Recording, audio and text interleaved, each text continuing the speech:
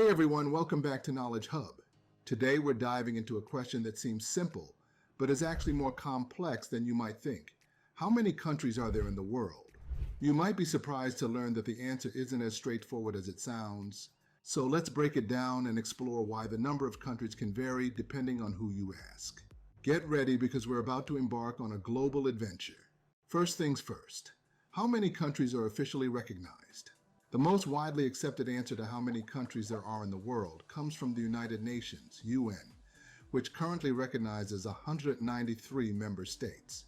These are the countries that are widely acknowledged as independent nations by the international community. In addition to the 193 member states, there are two observer states, the Holy See, Vatican City, and Palestine. Although they are not full members of the UN, these observer states are recognized as sovereign entities with unique international status. When you combine the 193 member states and the two observer states, the official number of countries recognized by the UN stands at 195. However, the story doesn't end there. The number of countries can vary depending on different perspectives and criteria. Some regions and entities consider themselves independent and operate as countries, but are not universally recognized by the UN or its member states. This complexity arises from various political, historical, and diplomatic reasons, making the question of how many countries exist in the world more nuanced than it might seem at first glance. Despite this, the United Nations recognition of 195 countries remains the most widely accepted and referenced figure. Now things start to get a bit tricky when we talk about countries that are only partially recognized or disputed territories. Depending on which entities you include, the total could reach anywhere from 196 to 206 or more.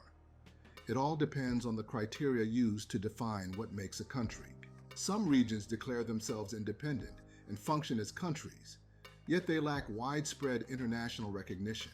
For instance, Taiwan operates as an independent nation with its own government and economy.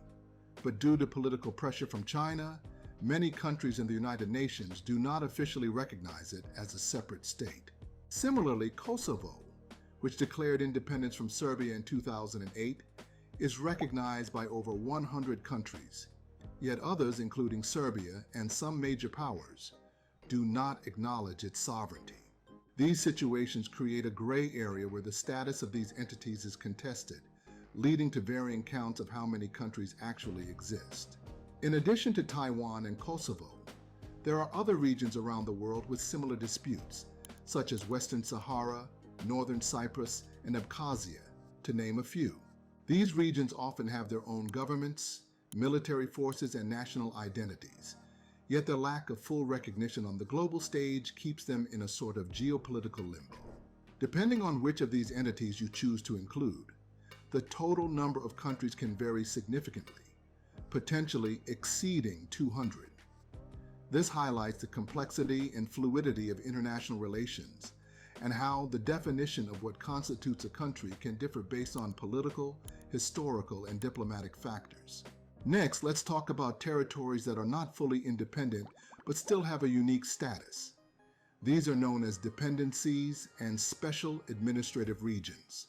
Dependencies are territories that, while having their own local governments and varying degrees of autonomy, are overseen by another country. For example, Greenland is an autonomous territory of Denmark, and Puerto Rico is an unincorporated territory of the United States. These regions often function with considerable self-governance, yet they do not have full sovereignty or international representation as independent countries. While they operate under the jurisdiction of their governing states, these territories maintain their unique cultural and administrative identities, adding another layer to the complexity of counting countries.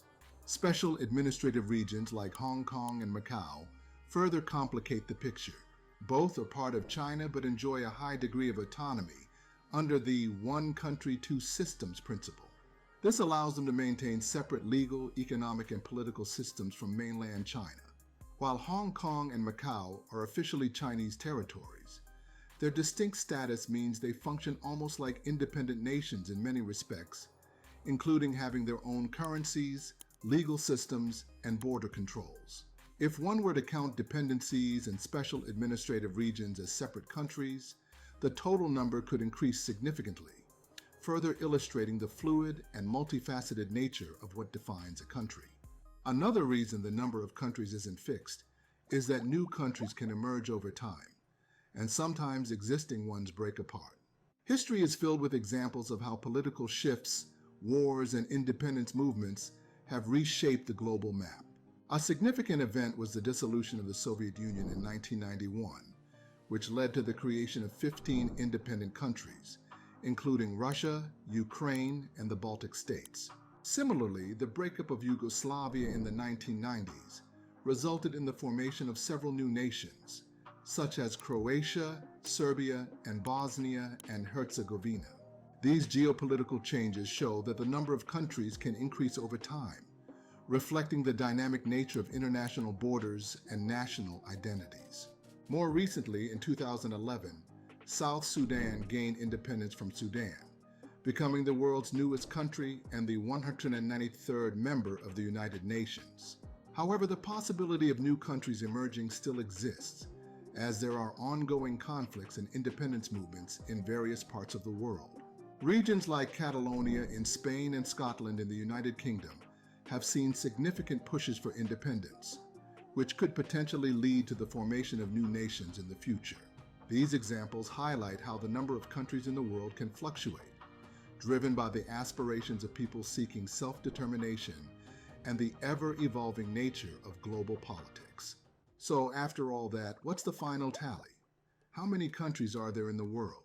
After exploring the complexities of defining what constitutes a country, we arrive at a widely accepted figure, 195.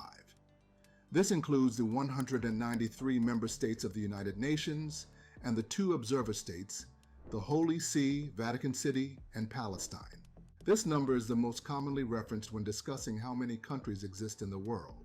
However, as we've seen, this figure doesn't account for the nuances of partially recognized states, disputed territories, and regions with unique statuses like dependencies and special administrative regions. The exact number of countries can vary depending on the criteria used to define them, with some estimates pushing the total over 200. Ultimately, the question of how many countries there are isn't just a matter of counting names on a list. It's about understanding the fluid and often contentious nature of global politics and international recognition. Whether you consider the UN's tally of 195 or include other entities that claim independence, the number of countries in the world reflects a complex tapestry of history, culture, and diplomacy. The answer might change over time as new nations emerge, territories shift, and the political landscape evolves. Therefore, while 195 is the most recognized number, the true count of countries in the world remains a subject open to interpretation and debate. And there you have it, the answer to a deceptively simple question. We hope this video helped you understand the complexity behind counting countries. If you enjoyed this deep dive, don't forget to give this video a thumbs up, hit that subscribe button, and ring the bell for notifications on more fascinating content. What did you find most surprising about today's topic? Let us know in the comments below. Thanks for watching, and we'll see you in the next video.